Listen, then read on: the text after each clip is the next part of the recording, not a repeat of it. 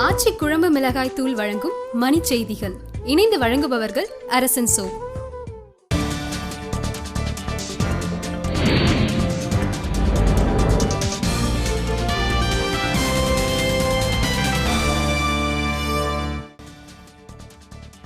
அத்தியாவசிய பொருட்களின் விலை உயர்வை கட்டுப்படுத்த தமிழக அரசு தவறிவிட்டதாக மருத்துவர் ராமதாஸ் கண்டனம். பேரறிஞர் அண்ணா பிறந்த நாளையொட்டி அவரது சிலைக்கு முதலமைச்சர் ஜெயலலிதா, கருணாநிதி உள்ளிட்டோர் மரியாதை.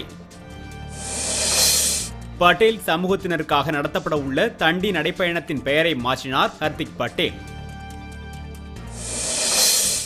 டெல்லியில் டெங்கு காய்ச்சல் தீவிரமடைந்துள்ளதால் மருத்துவர்களின் விடுப்பை ரத்து செய்தது மாநில அரசு.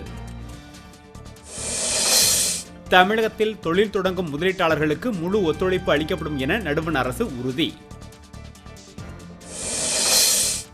பொங்கல் திருநாளுக்கான தொடர்வண்டி பயணச்சீட்டு முன்பதிவு தொடங்கிய 10 நிமிடங்களில் முடிவு. உதகை சீகூர் அருவியில் ஆர்ப்பரித்து தண்ணீர் கொட்டுவதால் சுற்றுலா பயணிகளை அனுமதிக்குமாறு கோரிக்கை. வானூர்தி நிலையங்களில் சலுகை அளிக்க வேண்டாம் என்றால் கடிதம் கொடுக்குமாறு ராபர்ட் வதேராவுக்கு நடுவண் அரசு அறிவுறுத்தல். ஜார்க்கண்டில் அதிநவீன ஆயுதங்களுடன் மாவோயிஸ்டுகள் 5 பேரை கைது செய்தது காவல்துறை.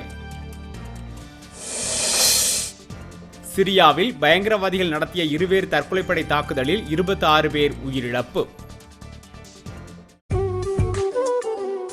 ஆச்சி குழம்பு மிளகாய் தூள் வழங்கிய மணி செய்திகள். இணைந்து வழங்கியவர்கள் அரசன் சோ.